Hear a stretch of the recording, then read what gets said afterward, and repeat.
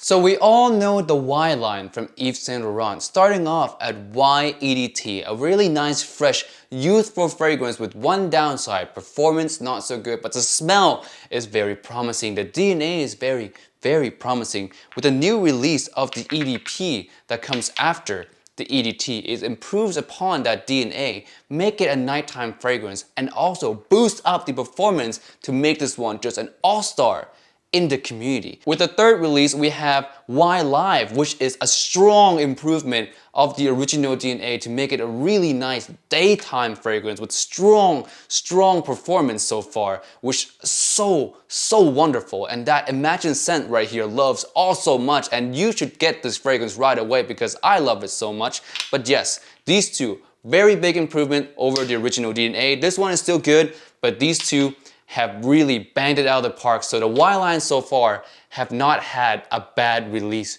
just yet. So now with the fourth release we have right here, guys, Eau Fraiche.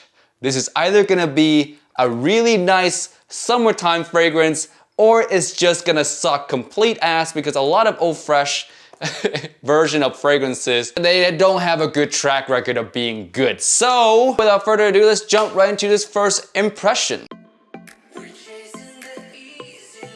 Yo, what's up guys, Tim here. Welcome back to another video today on Imagine Scent channel. Today we have a first impression of YSL Eau Fraiche. So this one, man, the Y line is actually surprisingly a line that just grabbed me unexpectedly. I did not know how good this line was, because when Y came out, because of the lack of performance, not a lot of people talk about the original Y, so it kind of got dismissed. And the Y EDP came out, it got a lot of hype, and people are starting to talk about the EDT as well. And when Y Live came out, it's just good. Like, this line just gets better and better and better. And the whole collection here is really nice to own in general. They all kind of serve their own different purposes. The Y EDT kind of served like a younger demographic. The Y EDP is like a nighttime, nights out demographic. The Y Live is like the overall kind of daytime and nighttime, extremely versatile, very nice blue fragrance vibe.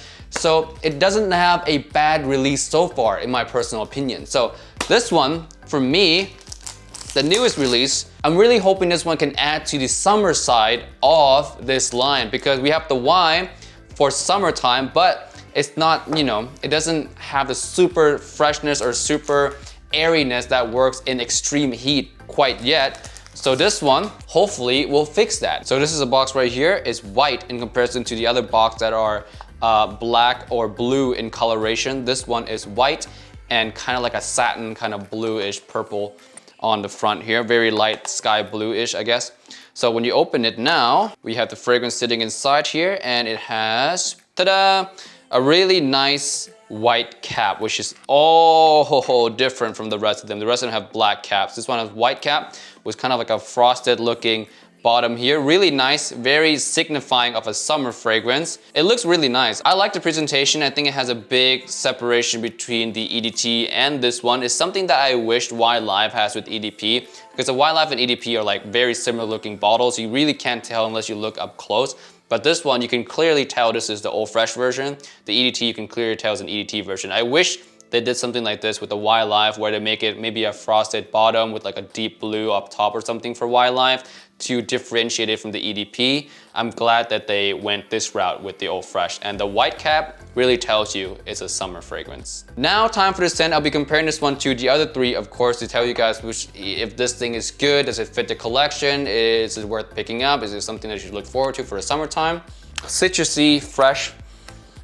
It kind of has an almost like a tonic feel to it, like a sparkling water, very citrusy, fresh, kind of tonic-y, watery up top. The smell of the Y DNA is behind all the aquatic citrusiness. It's very fresh, fresh. And it's nice. It smells nice. I wonder though, if this part of it is gonna stay. Now the citrus in here, if I were to just guess the citrus in here, I would think it's lemon. Either lemon or lime is what I would guess is the citrus that's in here. It feels really much like a tonic or a cocktail. It's nice so far. Off the opening, I enjoy it. I enjoy this one off the opening easily.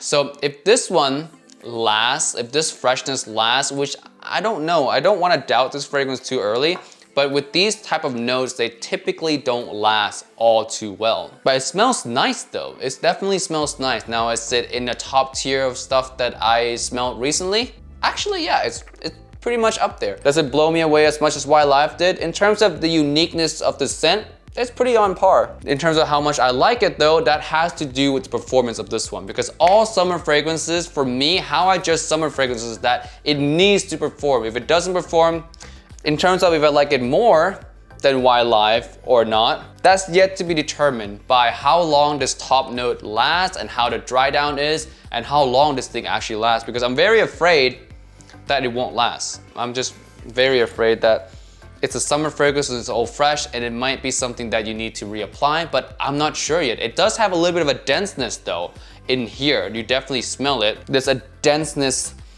in the bag that accompanies this kind of like tonic, citrusy notes up top. It's nice. So I'm hoping that the dense vibe of this fragrance helps it to last longer. I think for this one, I'll be happy if it lasts 5 hours. If it lasts 5 to 6 hours, I'll be happy with this one. That's a good summer fragrance. In my personal opinion, it does not need to last 8. In the summer sun, 5 to 6 hours is plenty. So if it lasts 5 to 6 hours, I would say this is a decent release. I will say though, the more I smell it, the more it smells on the generic side. Like the backbone of this one has a very generic feeling to it. Yeah, the Y EDT has its own DNA. It's the Y DNA. So I really like the Y EDT. The thing is, with the Y Fresh, it's just, the top note is going away now, by the way. It's a little generic, like it borrows a lot of the, man, I hate to say this, but I wouldn't doubt at all if it has a little bit of amberwood in here too, because it has a very kind of strong generic note, generic feeling in this one. It has a thickness to it, and the thickness to me feels like kind of an Invictus thickness, but without a lot of the sweetness. Like it takes an Invictus DNA, cut out a lot of the sweetness, and you get just kind of like the synthetic cloud that is Invictus. And you blend it in with that fresh kind of singy top notes, and you get this. So far, I like the opening a lot more than I do the little bit in the dry down, the mid notes right now. But overall, it's still yet to be seen. I like to wear fragrances out before I make a full judgment. You guys all know that my opinions do change with some fragrances. Sometimes I just grow to love something. I think that's true with everyone. But so far, this one is kind of leaning. I like it, but I don't. I like it, but I don't.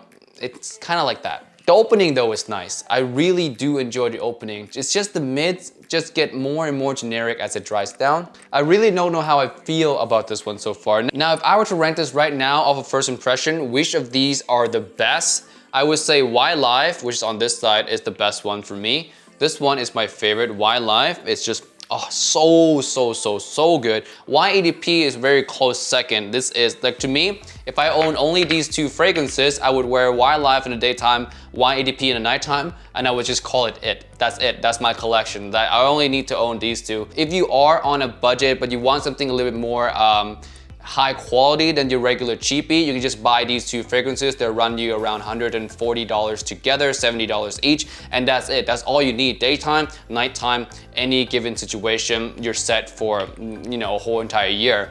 But yeah, these two are really good. The YET, if you're younger and you can ask for a Christmas gift from your mom or your dad, if you're in college, like, you know, you don't have a lot of money, if you're in like a senior in high school kind of thing, YET is just a really nice youthful fragrance that you can wear. I really like this one. It's my third favorite though out of the three. And the Fresh right now is my fourth favorite out of the three. It's just, it smells nice in the opening, but so far, the dry down is a letdown for me. The dry down, the more I smell it, the more it's just a letdown, the more it dries down on my skin. Maybe my skin just sucks when it comes to these kind of scents, but the more it dries down, the more it's just, it goes down over time. But the opening is great though. But I need to wear this. I need to really properly wear this to judge the cloud around me properly, because right now, sniffing it over and over again, my nose could, you know, get fatigued. But yeah, I need to wear this out for sure to give you guys a full thought. But right now it sits at last place in this collection. But it is subjected to potential change in the future after I wear it. But yes, that's it for this first impression. Let me know what you guys think of why Eau Fraiche. If you guys have tried this one already, please let me know your full thoughts on this one. So yeah, with that being said, guys, stay tuned for a update on this one later on. And yeah, I'll see you guys in the next one. Peace and bye.